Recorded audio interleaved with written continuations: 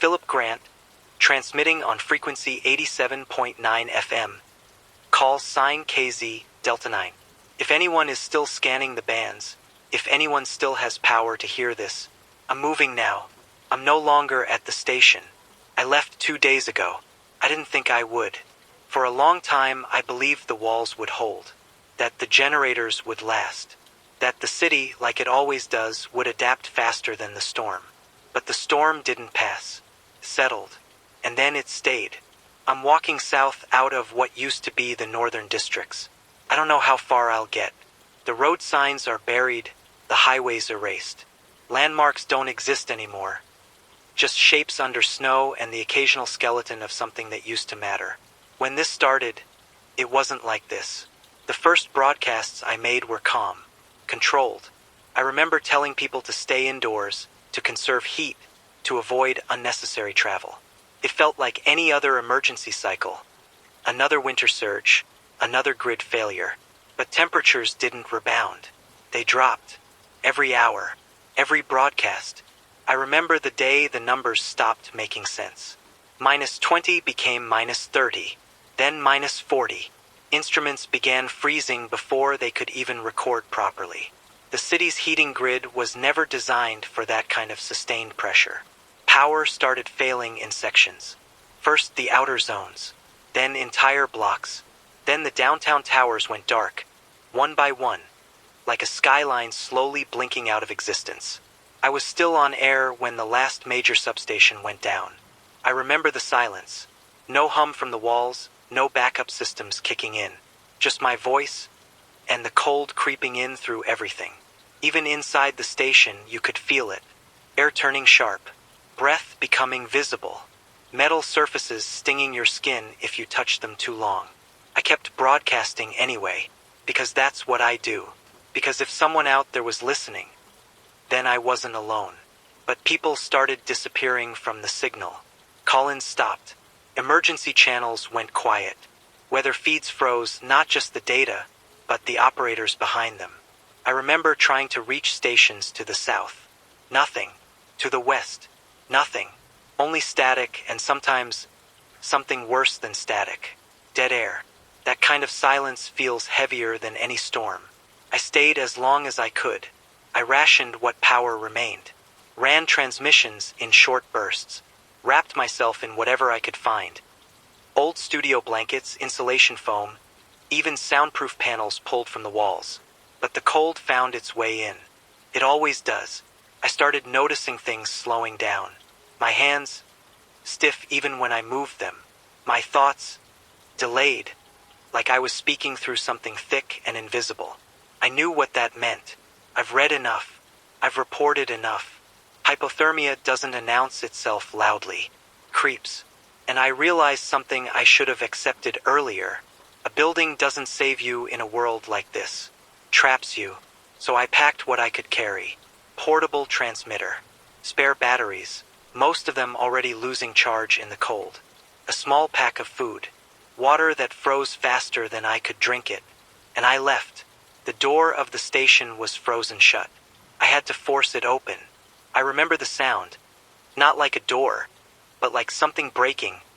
Like ice cracking across a lake.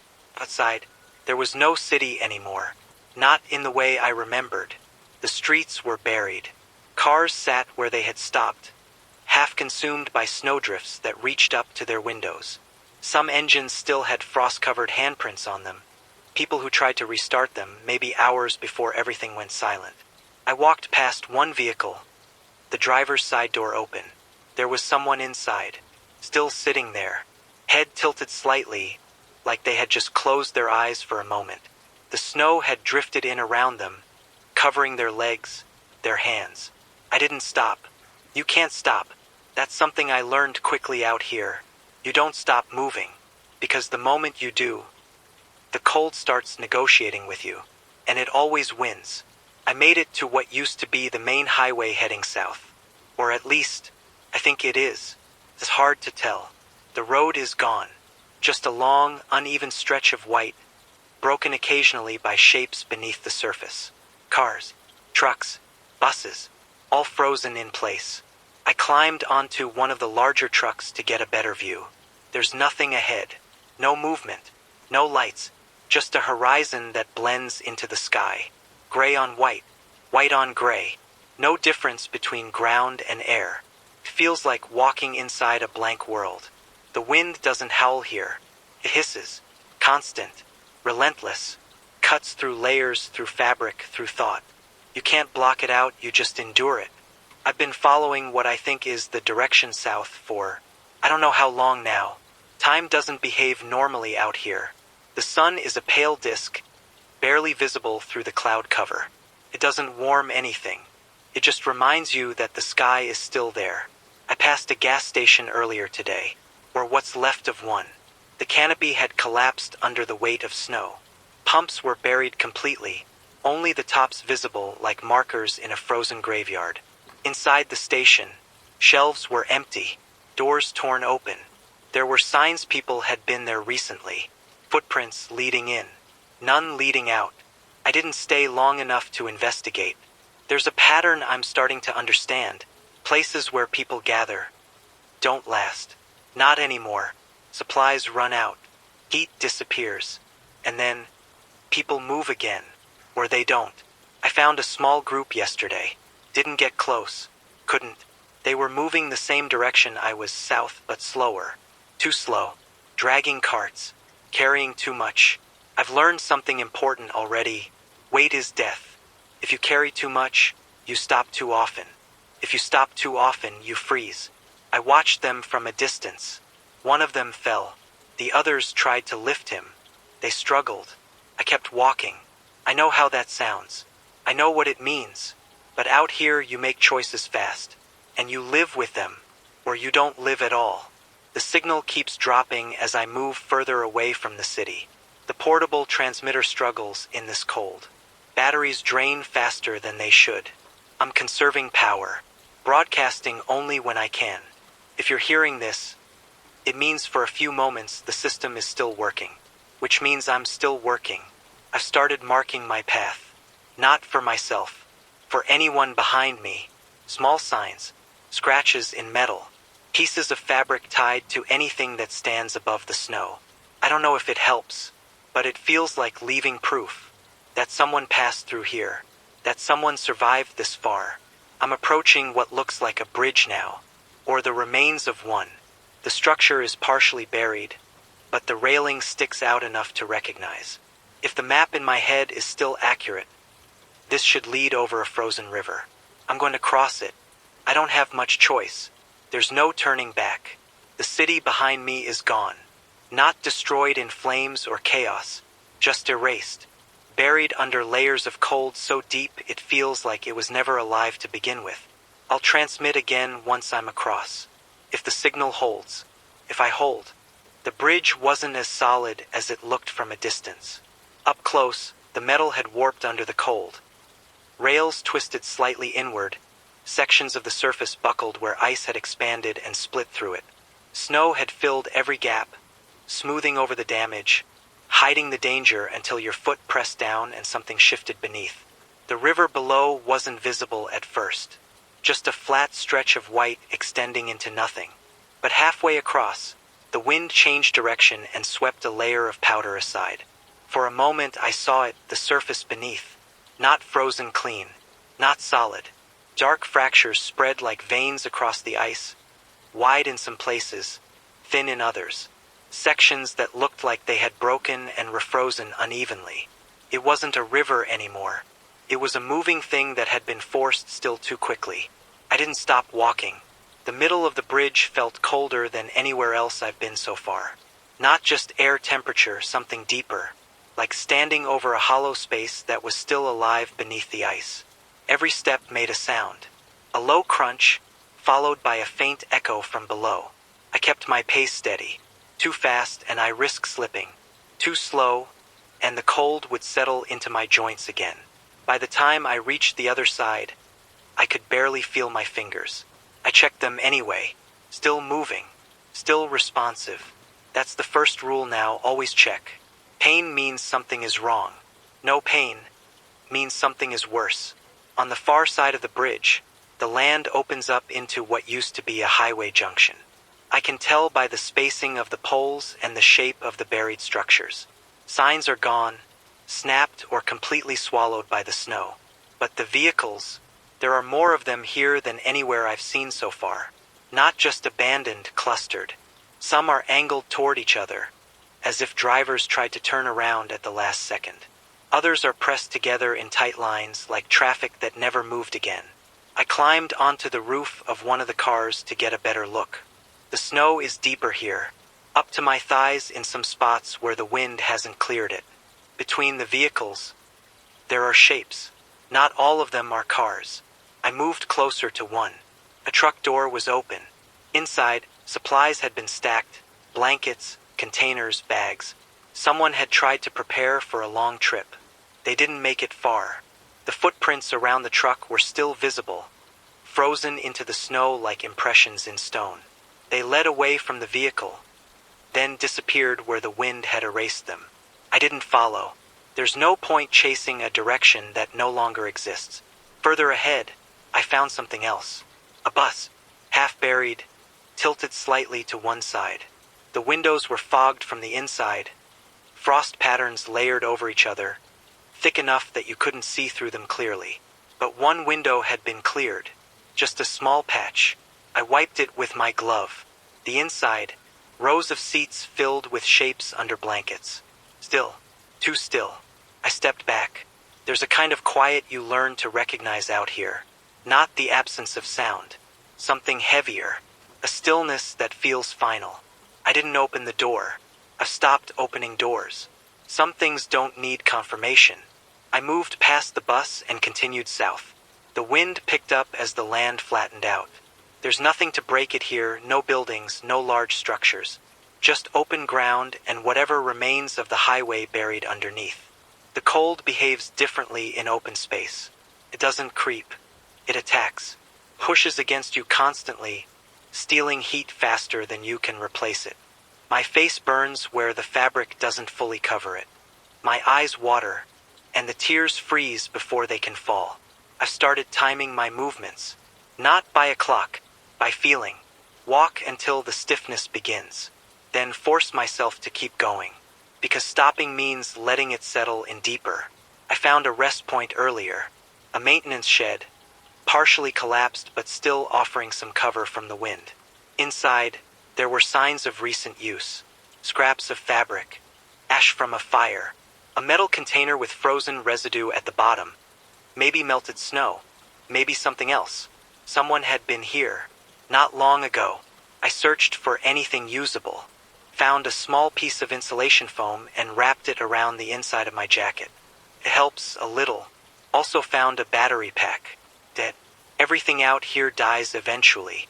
Even the things meant to keep you alive. I didn't stay long. Resting too long is dangerous. The body wants to slow down. The mind starts suggesting it. Just sit. Just wait. Just close your eyes for a minute. That's how it ends. Not with panic. With agreement. I've seen it already.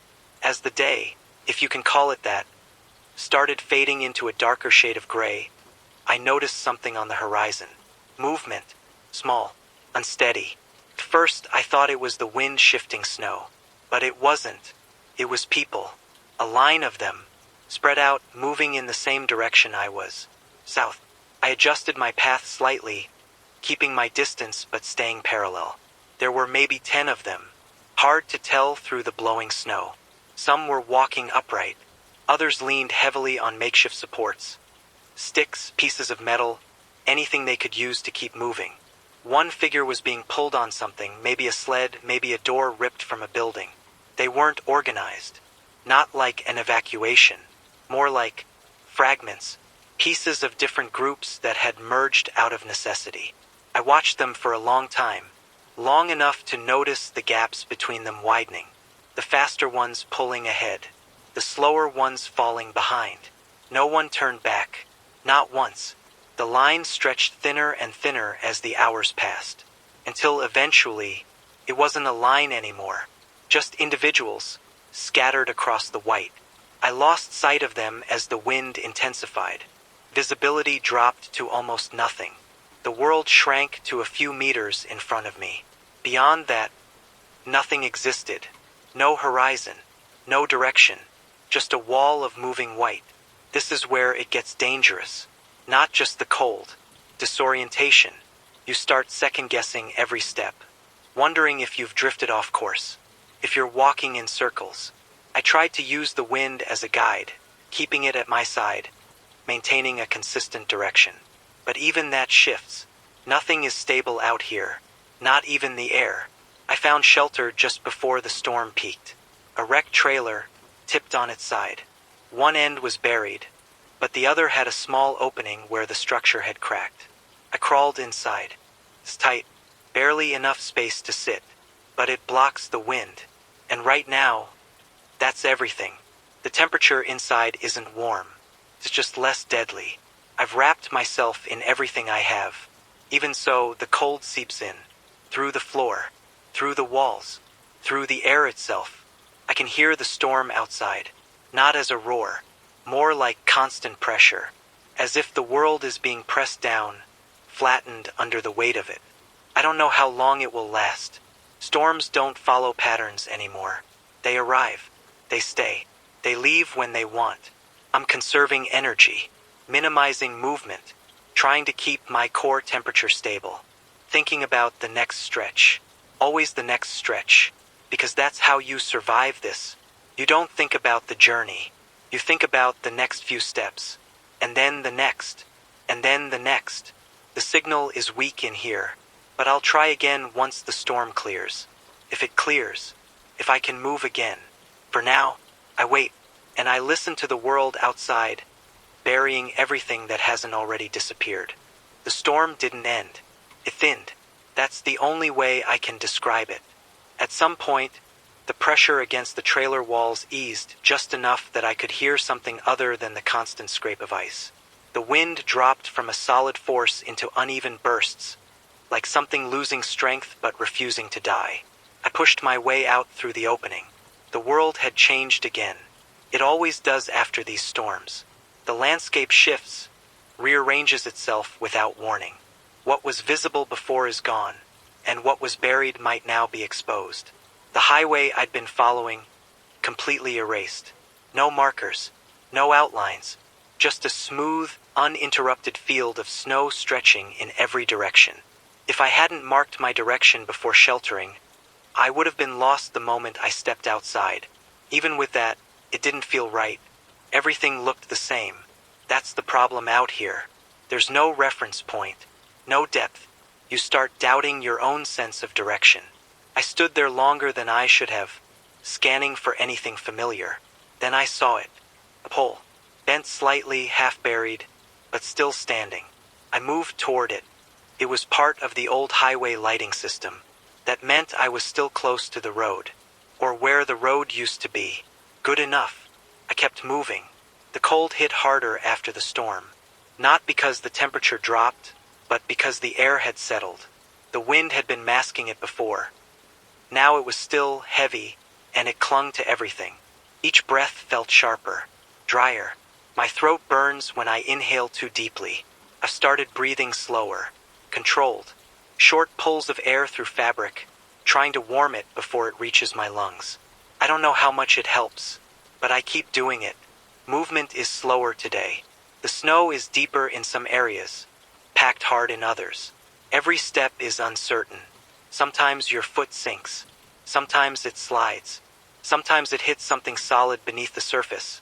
Metal, concrete, debris, and throws off your balance completely. I've fallen twice already.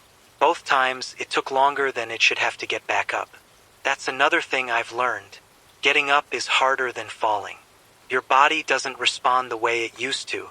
Everything feels delayed, heavy. I found one of the groups again, or what's left of one. It wasn't far from where I'd sheltered. First, I thought it was debris, shapes half covered in snow. But as I got closer, I could see the arrangement. 3 of them, close together. One sitting against what used to be a road barrier. The others beside him, slightly turned, as if they had been facing each other. There were supplies scattered nearby. A bag torn open, clothing partially pulled out. Maybe they tried to redistribute weight. Maybe they argued about what to carry. Maybe they just stopped for a moment and didn't start again. Their faces were covered. Not intentionally. The snow had taken care of that. I didn't stay. I didn't search the supplies either. That might sound wrong. But there's a line you start to recognize out here. Some things feel claimed. Not by ownership, by finality. And disturbing that doesn't sit right. I moved on. Further south, the land starts to change. Not dramatically, but enough to notice. Small rises in elevation. Shallow dips. The wind behaves differently here, carving patterns into the snow that look almost deliberate. I followed one of these patterns for a while. It formed a natural path, slightly compacted, easier to walk on. Maybe others had used it before me. Maybe the wind just decided this direction was easier. Either way, it saved energy. And energy is everything now. Around what I think was midday, though time doesn't mean much anymore, I saw smoke. Faint, thin, barely visible against the sky. At first, I thought it was just snow being lifted by the wind. But it didn't move the same way. It rose. Slow. Consistent. That means fire. That means people. I changed direction. Carefully. Smoke can mean shelter. Or it can mean something worse. But you can't ignore it. Not out here. The closer I got, the more defined it became. A structure emerged from the snow. Low. Partially buried. It looked like an old service building. Maybe maintenance, maybe storage. The roof had collapsed on one side, but the other half still held. There were footprints around it. Recent. Multiple. I slowed down. Approached from an angle. You learn to do that instinctively now. Not walking straight toward something. Giving yourself space to observe. There were openings in the structure, gaps where walls had given way. I could see inside. Movement. Slow. Deliberate. Figures wrapped in layers, sitting close together. A fire burned in the center, contained in some kind of metal drum. The smoke filtered out through the broken roof. I stayed outside, close enough to confirm, far enough not to be seen, or at least not to be obvious. There were maybe 8 of them, hard to count exactly. Some were lying down. Others sat upright, hands extended toward the fire. No one was talking, or if they were, I couldn't hear it over the distance and the wind. It didn't look like a stable place. The roof sagged under the weight of snow. Every now and then, a small shift would send powder sliding down into the interior. They barely reacted, like they were too tired to care, or too used to it. I considered going closer, just for a moment, just to feel the heat. Even from where I stood, I could see the faint shimmer of it. But then I noticed something else. Near the entrance, pile. At first I thought it was gear, supplies stacked together, but the shape wasn't right. Too uneven, too still. I didn't need to get closer to understand.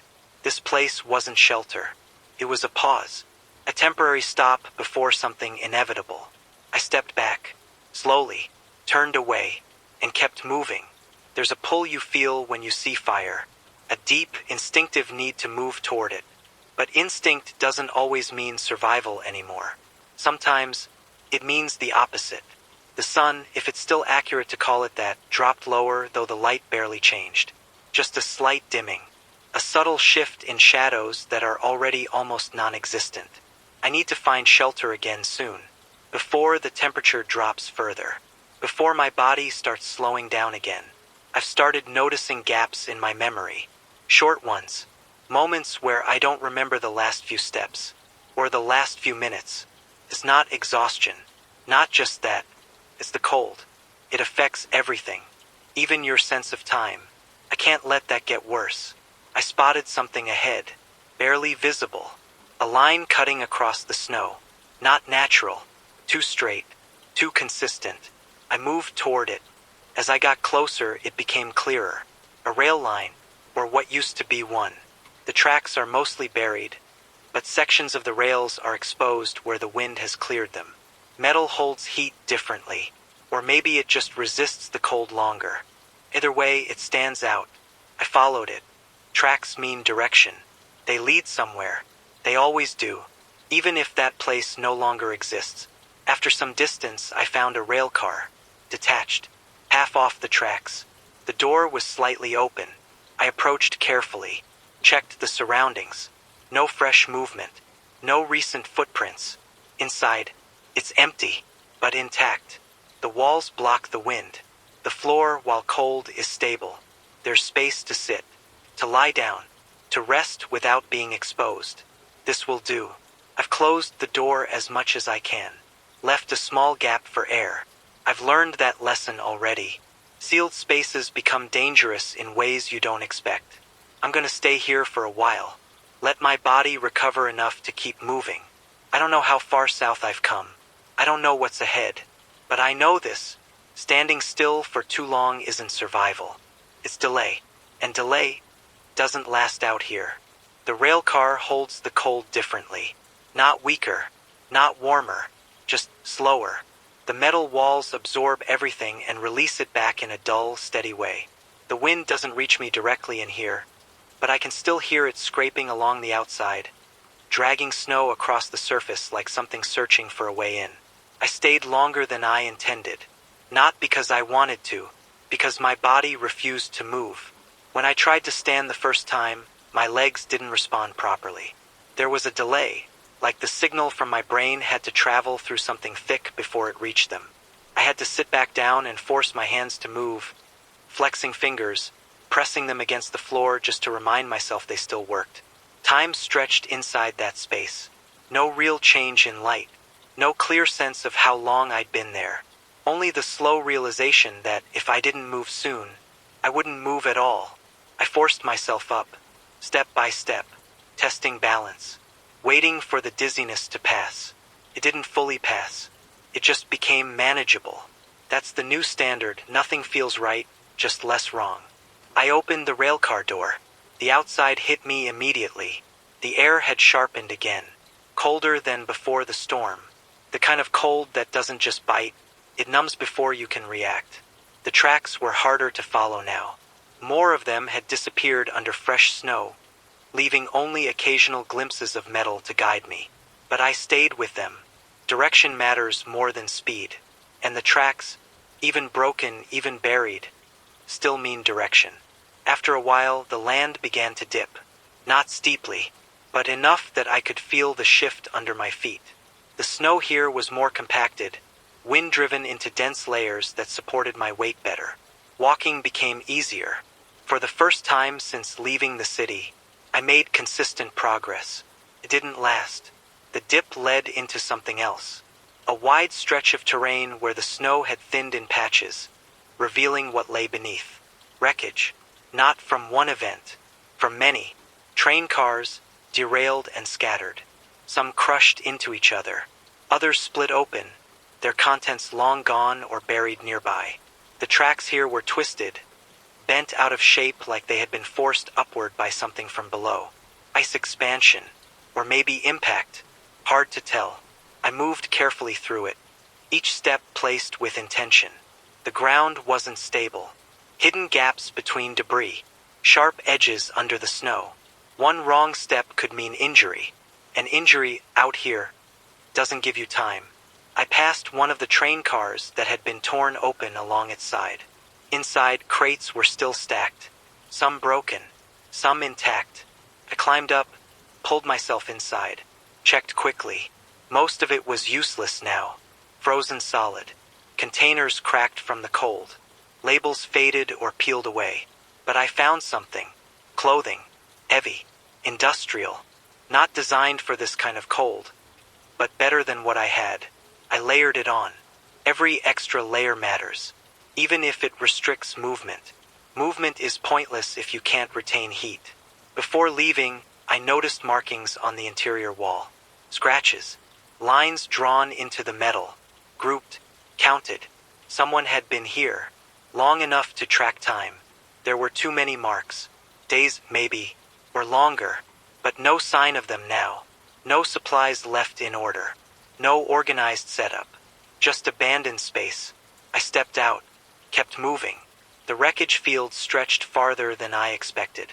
It took time to cross. More time than I could afford. The light dimmed slightly again. That subtle shift that tells you conditions are about to get worse. I needed shelter. Soon. I pushed forward. Faster than I should have. That's when I saw it. A structure. Low to the ground. Rectangular. Partially buried, but intact enough to recognize. A rail maintenance bunker. Reinforced. Built to withstand weather. Or at least, what used to be considered weather. The entrance was blocked. Snow packed tight against the door. I worked at it. Hands digging. Kicking. Forcing space open. Took longer than it should have. Energy I didn't have to spare. But eventually, the door gave. Just enough to squeeze through. Inside, dark, but stable. The air didn't move. That's the first thing I noticed. No wind. No constant pressure against the walls. Just stillness. The temperature was still brutal. But without the wind, it felt survivable. I closed the door behind me, sealed it as best I could. Then I waited, listening, always listening. No movement, no other presence, just silence. I moved deeper inside. There were remnants of equipment, tools, storage units, most of it unusable now, frozen or broken. But the structure itself, it holds. I found a corner, away from the entrance, less exposure. I set down what I was carrying, checked everything.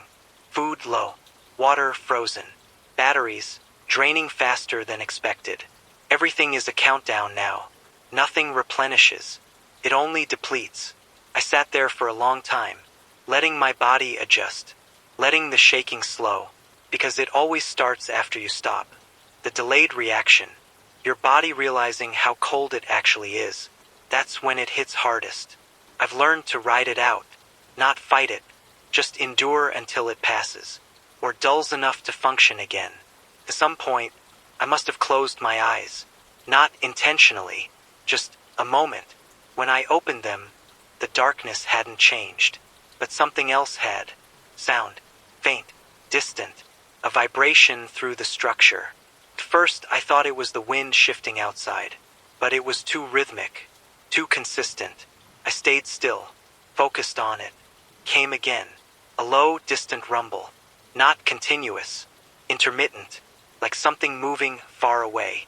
That doesn't happen out here. Not anymore.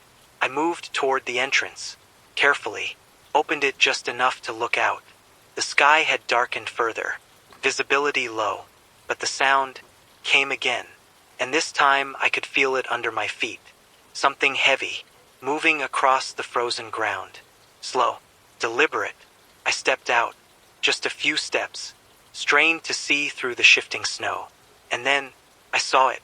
Lights, faint, flickering, far in the distance, moving, not stationary, not random, a line of them, low to the ground, advancing slowly across the white. Vehicles, still running, still moving. I stood there longer than I should have, watching, trying to understand.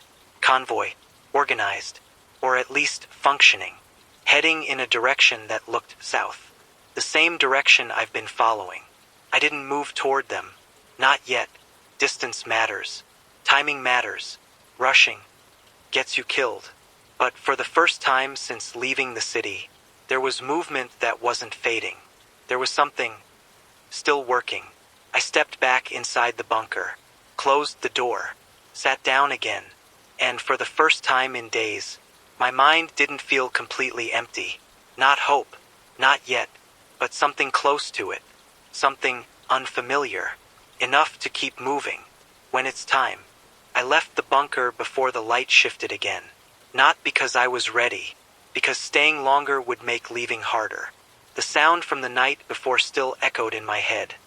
That low, distant rumble, steady and deliberate. It wasn't imagined. The tracks in the snow outside confirmed it. Faint but there, parallel lines, compressed into the surface, cutting through the drift in a way nothing else had. Wind hadn't erased them yet. That meant they hadn't passed long ago. I followed. Not directly on the tracks, too exposed, too predictable, but close enough to keep them in sight. They veered slightly off the rail line, carving their own path across the terrain. The snow here was disturbed in a way I hadn't seen before. Not just compressed, pushed aside. Heavy vehicles. Multiple. That means fuel. That means coordination. That means purpose. Or at least it did once. The air felt different this morning. Still cold, always cold, but clearer. The storm residue had settled, leaving behind a kind of stillness that made everything sharper. Sounds carried farther. Even my own steps seemed louder. I kept moving, pacing myself, not rushing, but not slowing either, because tracks fade. Everything fades out here. After some distance, I started seeing signs along the edges of their path. Debris, not random, discarded, a broken crate, a torn piece of tarp, an empty fuel container, half buried.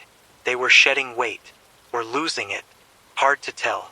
I picked up the container, shook it. Nothing, not even a trace. I left it where it was. No use carrying emptiness. Further ahead, I found something else.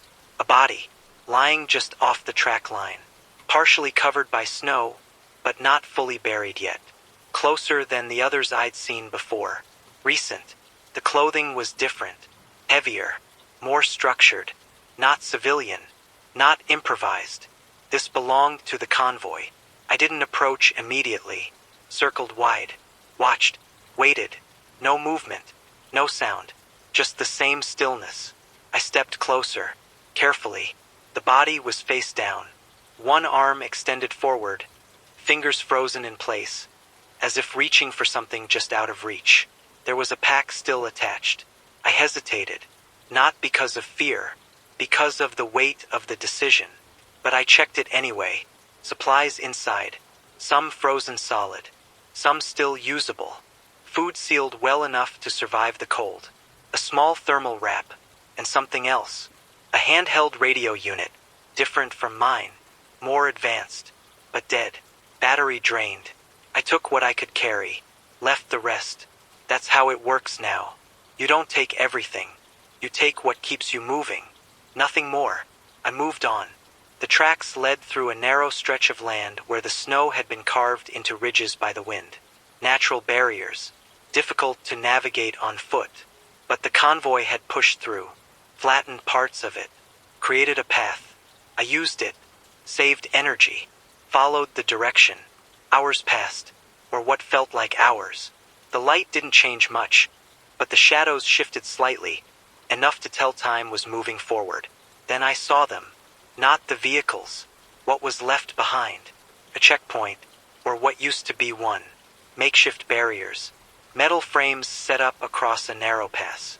Partially knocked over. Half buried. There were signs of activity. Tracks overlapping. Footprints. Struggle. I slowed down.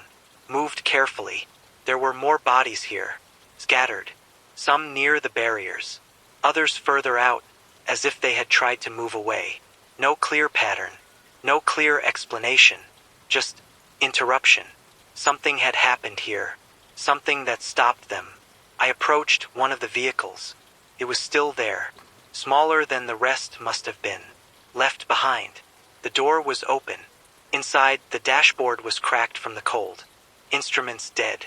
But the seat still held an imprint. Recent enough that the shape hadn't completely faded. I checked the back. Empty. Stripped. Whatever happened here, people didn't leave calmly. I stepped away. Scanned the horizon. Nothing. No movement. No continuation of the convoy. Just silence. The tracks didn't end here. They continued. But thinner. Less defined. Fewer vehicles. Maybe they split. Maybe they lost some. Maybe they just kept moving. And didn't look back. I followed the remaining tracks. Because direction is all that matters. Because stopping here doesn't change anything. As I moved past the checkpoint, the land opened up again. White, flat, exposed. The wind started to return. Not as strong as before, but enough to remind me it's always there. Waiting. I adjusted my layers. Pulled everything tighter. Kept my head down. Focused on the ground ahead. That's when I noticed something new. Structures. Far in the distance. Low. Clustered. Not natural. I changed direction slightly, angled toward them. As I got closer, they became clearer, tense, or what used to be tense, collapsed under snow, frames still visible, fabric torn or buried. A camp, large, organized at some point, rows of positions, paths between them now filled in. There were remnants of fires, circles of blackened ground, containers scattered around. This was a refugee point, a stop along the way south. I moved through it slowly, carefully. There were signs of life here, or there had been. Supplies arranged in sections, storage areas, even a central zone, larger, more structured. Coordination, planning, hope, and then failure. The snow had taken most of it, but not all. There were places where the ground dipped slightly, where the weight above had settled differently. I didn't need to dig. I knew what was under there. I found one tent that hadn't fully collapsed. The frame held enough to create a small pocket inside. I pushed my way in. There were items left behind. Clothing, medical supplies, some still sealed. I took what I could, carefully, not disturbing more than necessary, because even here, it feels wrong to take too much, like you're taking from people who never got the chance to use it. I stayed for a short time, not long, long enough to regain some strength, to reorganize what I was carrying, to think. The convoy passed through here, that's clear. They either set this up, or used it, and then they moved on, which means they're still ahead, somewhere, if they're still moving, if anything is still moving. I stepped back outside. The wind had picked up again, carrying loose snow across the ground in thin, fast-moving layers, erasing details, softening edges. Even now, the camp is starting to disappear. Given enough time, it'll be gone completely, like everything else. I turned south again, followed what remained of the tracks. They're harder to see now, fading, breaking apart, but still there, enough to guide me, for now. And that's all that matters. Not the destination, not the distance, just the next stretch, and whatever is still left of it. The tracks don't last. I knew they wouldn't. By the time the light flattened again into that dull, endless gray, the marks left by the convoy had already started breaking apart. Sections swallowed by drifting snow, others smeared into nothing by the wind. I followed them as long as I could. Then I followed where they should have been. And then, I was guessing. That's when the land changed again. Subtle at first. A slight rise underfoot. Then another. The ground here isn't flat anymore. It rolls, uneven, like something beneath it shifted long ago and never settled back. The snow follows those shapes, forming ridges and dips that catch the wind differently. Walking becomes harder, not because of depth, because of unpredictability. You step expecting support, and your leg sinks. You brace for resistance, and your foot slides. Every movement costs more. Every correction drains something. I slowed down, not by choice, because my body forced it. There's a weight now that wasn't there before. Not from what I'm carrying. From the cold settling deeper. It doesn't just stay on the surface anymore. It feels internal, like it's working its way inward, layer by layer. I've started checking myself more often. Fingers, toes, face. Not for pain, for absence. There's a numbness spreading in places that should still hurt. That's not a good sign. I adjust constantly. Move fingers. Clench and release. Tap my boots against harder surfaces when I find them. Anything to keep sensation alive. I came across a highway again, or what used to be one. I could tell by the width, the faint lines where lanes once divided the surface. Now it's just a long, white corridor cutting through the terrain. The vehicles here are different, more scattered, not clustered like before, as if people abandoned them gradually, one by one, instead of all at once. I walked past dozens, doors open, some completely buried except for their roofs, others tilted at odd angles, half sunken into the snow. There are marks on some of them, scratches, signals, arrows drawn into the frost, people trying to leave directions, trying to guide others, trying to make sense of something that doesn't follow rules anymore. Most of the markings point south. Some don't. I ignore those. Direction matters more than doubt. Further down the highway, I found something I hadn't seen before. A line. Not of vehicles, of people, or what's left of them.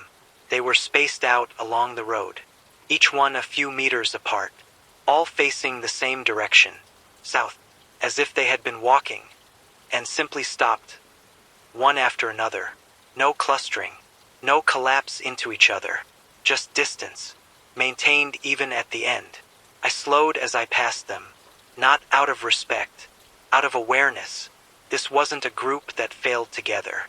This was something else, a gradual loss, one at a time. No one left to notice when the next one fell. That's a different kind of silence. I didn't stay long. There's nothing to learn from that, except to keep moving. The sky darkened slightly, the kind of dimming that doesn't signal night, just worse conditions. The wind started building again, not strong yet, but present, a warning. I needed shelter. Soon, I scanned ahead. Nothing obvious. No structures. No wreckage large enough to hide in. Just open road and scattered vehicles. Then I saw it. A cluster of trucks ahead, parked close together. Too close to be random. I moved toward them, carefully. The arrangement formed a barrier. 3 trucks positioned side by side, angled inward. A fourth behind them, like a wall. I circled it once. No movement, no sound. I climbed up onto one of the hoods, looked over. Inside the space they had created, there was an opening, a small pocket, shielded from the wind on multiple sides. Someone had built this, deliberately. I dropped down inside. The difference was immediate. The wind cut off, the air still harsh, but stable. There were signs of use, scraps of fabric tied between mirrors, insulation stuffed into gaps, even a small fire pit long dead, filled with frozen ash. They knew what they were doing, or at least, they were trying to. I checked the trucks. One of them had its rear compartment partially accessible. I forced it open. Inside, supplies. Not much, but more than I've seen in one place since leaving the city. Canned food. Some damaged, some intact. A small container of fuel. Not enough for anything large, but enough for fire. I took what I could carry, left the rest. No point taking more than I can move with. That lesson doesn't change. I stayed there for a while, sheltered between the trucks, letting my body recover, watching the wind pick up outside. Came faster this time. The open highway disappearing into white again. The world shrinking, the same pattern repeating. But I was inside it now. Not observing, not reporting from a distance. Part of it. Every decision immediate. Every mistake permanent. At some point I realized something. The convoy, the camp, the checkpoint, they weren't leading anywhere. They were fragments, attempts, movements that didn't hold. There's no clear path south. Just directions people chose, hoping they were right. Some made it further than others. That's all. I tightened my layers, prepared to move again, because staying here, even with supplies, isn't an option. Not long term. Nothing is. I stepped out between the trucks. The wind hit immediately, stronger now, the beginning of another storm. I didn't wait. I moved, head down, following the faint line of the highway, because even if it leads nowhere, standing still leads nowhere faster. The visibility dropped quickly, the world closing in again. But I kept walking, step after step, into the white, into whatever comes next. The storm swallowed the highway within minutes. One moment I could still make out the faint outline of vehicles ahead. The next, everything dissolved into a shifting wall of white. The ground, the sky, the horizon. They merged into one endless surface that erased distance completely. I kept walking, not because I knew where I was going, because stopping wasn't an option. The wind drove straight into me now, no longer cutting across at an angle. It slowed every step, pushed back against my chest, forced me to lean forward just to keep balance. I lowered my head and followed my own feet. That's all the world became, each step, each placement. Nothing beyond that mattered. Time disappeared again. There was no sense of progression, just repetition. Step, shift, breathe, repeat. At some point, I realized the snow beneath me had changed. Harder, more compact. My steps didn't sink as deeply. That usually means exposure, an area where the wind has stripped away softer layers. I lifted my head slightly. Shapes, faint, dark against the white. Structures. I moved toward them, slowly, carefully. As they came into view, I could make out what they were. A service station, not like the one before. Larger, built with thicker walls. Concrete, partially buried, but still standing. The canopy over the pumps had collapsed completely, crushed under the weight of ice. Metal beams twisted downward, frozen into place. The main building held. Windows shattered, doors gone, but the structure itself, intact. I made my way inside. The wind dropped immediately, still present through the openings but weakened. Enough, that's all I needed. Inside it was darker, the kind of dimness that feels heavier after the endless white outside.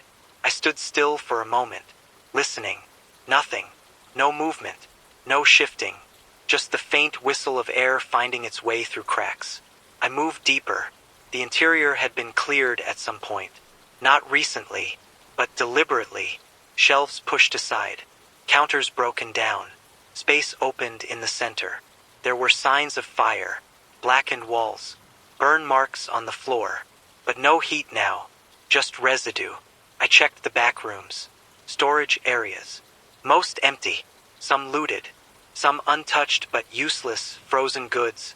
Shattered containers. Then I found something different. A room with the door still attached. Closed. Pushed it open. Inside, it was smaller, contained, less exposed to the outside. And there were signs of recent use. Cloth laid out on the floor. Arranged, not scattered. A small pile of supplies in the corner. Neatly stacked. This wasn't abandoned long ago. Someone had been here. Recently. I stayed still. Waited. Watched the doorway. Nothing. No return. No sound. Either they left, or they were close enough to hear me. I stepped inside. Closed the door behind me. Left it slightly open. Always leave and exit. That's another rule now. I set my pack down. Checked what I had taken from the trucks. Still intact. Still usable. That matters. I sat back against the wall. For the first time in a while, the wind wasn't pressing directly against me. It changes how you think. Even slightly, your mind slows down. Not in a dangerous way. In a way that lets you process again. I looked around the room. At the way things were arranged. There was intention here. Care. Someone had tried to make this place hold. Tried to turn it into something stable. There were markings on the wall. Not scratches like before. Symbols. Simple. Repeated. Lines crossing each other in patterns. I don't know what they mean. Maybe directions. Maybe counts. Maybe nothing. But they were made by someone who was thinking ahead. Not just surviving the moment. That's rare now. I leaned my head back. Closed my eyes for a moment. Just a moment. The silence settled in. Not heavy. Not final. Just quiet. And then, a sound. Soft. Behind the wall. I opened my eyes immediately. Stayed still. Listened. Came again. Faint. A shift. Not wind. Not structure. Movement. Slow. Deliberate. Close. On the other side of the wall. I didn't move. Didn't reach for anything. Just listened. The sound paused. Then continued. A drag. A step. Then stillness again. Whoever it was, they knew I was here. Or at least, they sensed something. The wall between us felt thinner than it should have. Like the space wasn't as separate as it seemed. I stood slowly. No sudden movement. No noise. Moved toward the wall. Placed my hand against it. Cold. Solid. But the sound came through again. Closer this time. Then it stopped. Completely. No follow-up. No retreat. Just silence. The kind that makes you question if it happened at all. I stayed there for a long time, hand against the wall, waiting. Nothing. Eventually, I stepped back, returned to where I had been sitting. Didn't close my eyes again. Didn't relax. Just waited. Time passed. Hard to measure, but enough for the tension to settle into something else. Acceptance. Out here, you don't always get confirmation. You don't always know what's nearby, or who, or why. You just keep going. When it's time. The storm outside began to ease slightly. I could hear the difference. Less pressure against the structure. More space between gusts. That means it won't last forever. They never do. Even if it feels like they might. I gathered my things. Checked everything again. Prepared to move. Before leaving, I looked at the wall one more time. The place where the sound had come from. Still nothing. No sign. No explanation. Just a surface. Cold. Unchanged. I stepped out of the room. Back into the larger space. Then toward the open entrance. The outside was still hostile. Still endless. But visible enough to move through. That's all I needed. I stepped back into it. Didn't look back. Whatever was behind that wall stays there. Out here, you don't chase unknowns. You survive what's in front of you. And right now, that's the only direction that exists. The storm left behind a different world. It always does. I stepped out from the station and the ground felt quieter. Not softer, just settled. The wind had carved new lines into the snow, long sweeping patterns that stretched across the open land like frozen waves. The highway was gone again, completely erased. No vehicles, no markers. Even the service station behind me was already fading into the landscape, its edges softening under fresh layers. I moved forward, south, not because I could see the path, because I've stopped expecting to. The air was thinner today, colder but clearer. Every sound carried further. My own breathing felt louder than it should. The crunch beneath my boots echoed slightly, like the ground itself was hollow in places. I kept moving, step after step, until the land began to change again. This time, more noticeably. There were slopes, gradual at first, then steeper. The flat openness giving way to uneven terrain. Low hills, ridges shaped by wind and buried structures beneath. I climbed one of them, slow, measured. At the top, I stopped. Not by choice, because of what I saw. Below was movement, not scattered, not broken, organized. A settlement, small, but alive. Structures had been built into the landscape, low, reinforced shapes partially buried in snow. Not tense, not temporary, something more deliberate. Smoke rose in controlled lines. Not drifting, not desperate, contained. There were pathways, clear, compacted routes between the structures. And people, moving, not wandering, working. I stayed where I was for a long time, watching, trying to understand. This wasn't like the camp. This wasn't a stop. This held. At least, for now. I moved down carefully. Not directly. Angled. Slow. Letting myself be seen. But not suddenly. That matters. Approach matters. When I got closer, I noticed details. The structures were built from layered materials, metal, wood, insulation, anything that could hold heat and resist pressure. Snow packed around them intentionally, forming barriers against wind. There were entry points, small, low, designed to minimize heat loss. I saw someone standing near one of them, watching. They didn't move toward me, didn't signal, just observed. I stopped at a distance, waited. The wind passed between us, cold, sharp, but not enough to push me back. After a while, they turned, walked toward one of the structures, disappeared inside. No warning, no reaction, just acknowledgement. I moved closer, carefully, one step at a time. No sudden movement, no assumption of safety. I reached the outer edge of the settlement. There were markings here too, different from before, clear, intentional. Symbols placed at intervals along the pathways. Guides, directions, organization. I followed one of the paths.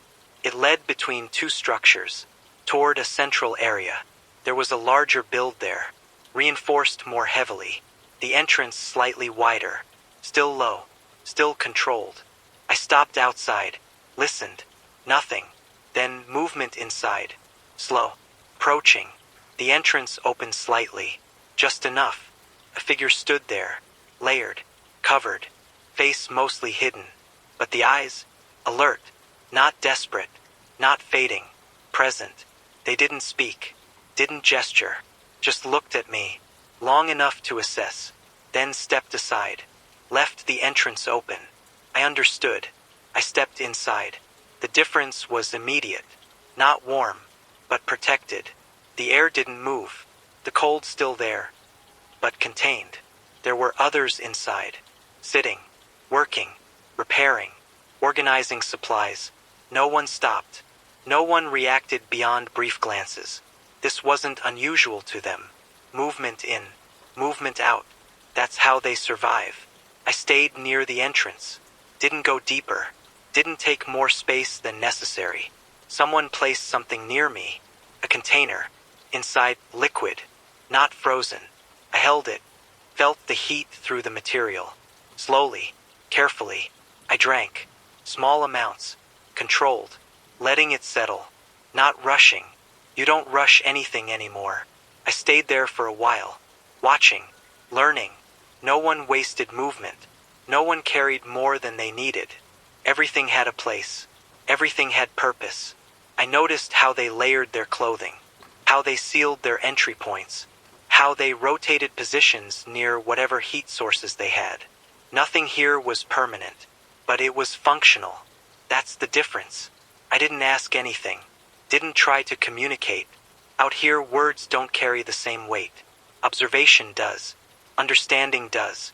After some time, I stepped back, toward the entrance. No one stopped me. No one tried to keep me. The same figure stood outside again, watching. I stepped out. The cold hit, but it felt different. Not weaker, just expected. I looked back once. The entrance had already closed, sealed, blending into the structure again, like it was never open. I moved away from the settlement, back toward the open land, because that's the truth now. There are places that hold, for a time, but they don't last forever. Nothing does. What matters is learning from them, taking what they've figured out, and carrying it forward. I adjusted my layers, rebalanced what I was carrying, changed how I moved. Smaller steps, less exposure, more awareness of wind direction, more control over when I stop. And when I don't, the land ahead stretches out again.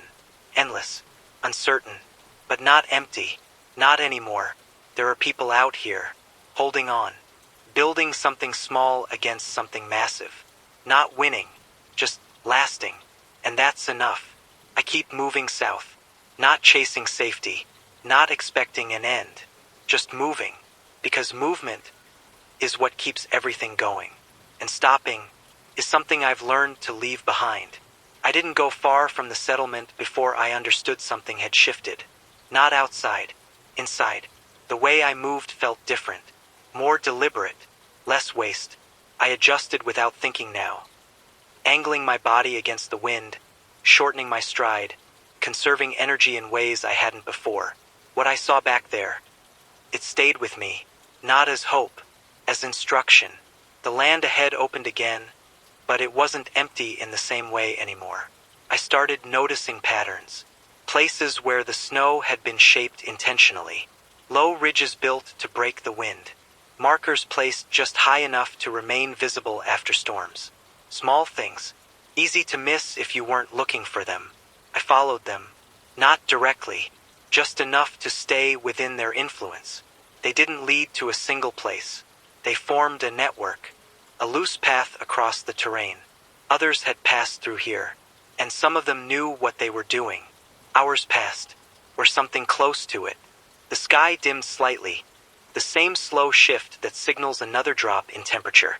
The wind started rising again, not a full storm yet, but building. I needed cover, not full shelter, just something to break the force. I found it in a shallow depression between two ridges. The snow had been compacted here, reinforced. Not by nature, by use. I moved into it, positioned myself low, minimized exposure, let the wind pass overhead instead of through me. It worked. Not perfectly, but enough. I stayed there as the wind strengthened, watched how the snow moved above, how it gathered along the ridges instead of where I was. That's what they learned. Use the land. Don't fight it. Wait it out when you have to. Move when you can. The wind eased after some time. I stepped out, continued forward. The terrain shifted again as I moved further south. Less open now, more uneven. Clusters of buried structures began appearing more frequently. Remnants of towns or roadside stops, reduced to shapes under snow. I moved through one of them, carefully. There were buildings here once. I could see the outlines, roofs just beneath the surface, walls collapsed inward. A signpost stuck out near what used to be an intersection. The sign itself was gone. Only the pole remained. There were tracks here. Fresh. Not many, but enough. Someone had passed through recently. I followed. They led between the structures, into a narrow passage where the wind had been partially blocked. Smart. I stayed within it. The tracks ended at a building that still stood. Partially. The front had collapsed, but the back remained intact. I approached. Slow. No sound. No movement. Inside, it was empty, but not abandoned long ago. There were signs of use. Fire pit. Still holding a faint trace of heat. Barely. Almost gone. I checked it. Closed. But not enough to matter. Whoever was here left recently. Or moved deeper. I didn't stay. I've learned not to chase people. You cross paths. You don't follow them. That's how balance holds. I left the structure. Continued south. The light faded further. The cold deepened. Comes in layers now. Not sudden. Gradual. But constant. I adjusted again. Slowed my breathing. Controlled my movement. Everything measured. Everything intentional. As the land opened up once more, I saw something ahead. Faint. Low. A line. Not natural. I moved toward it. Took time to reach. Distance plays tricks out here. But eventually, it became clear. A barrier. Built from whatever was available. Metal sheets. Wood. Packed snow. Layered together. Forming a wall. Not tall, but wide. Extending across the land. I followed it. It wasn't meant to stop everything. Just guide. Redirect. Control movement. There were openings at intervals. Marked. Deliberate. I approached one. Paused. Listened. Nothing. Then moved through. On the other side, more signs of life. Not a settlement. Not like before. Smaller. Scattered. Individual structures spaced apart. Each one self-contained.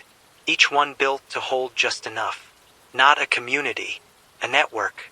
Independent. But connected. I didn't approach any of them. Didn't need to. I could see how it worked. Each place maintained itself. Each one surviving in its own way. Close enough to support. Far enough to avoid collapse together. That's the balance. Not grouping too tightly. Not isolating completely. Somewhere in between. I moved through the spaces between them. Unseen. Unstopped. No one came out. No one watched openly. But I could feel it. Awareness. Presence. That's enough. I kept going. Because staying in one place, even one that works, is still staying. And I've learned, survival isn't about finding a place that lasts. It's about becoming something that can move through places that don't. The wind picked up again behind me. Not as strong. Not yet. But it will. It always does. I adjusted my path slightly. Followed the natural lines in the land. Stayed low when needed. Moved when possible. No rush. No hesitation. Just continuation. The south isn't a destination anymore. It's a direction. And direction is all that's left to follow. I keep moving. Not because I think something better is ahead, but because movement itself is what keeps me alive. And that's enough. That has to be enough.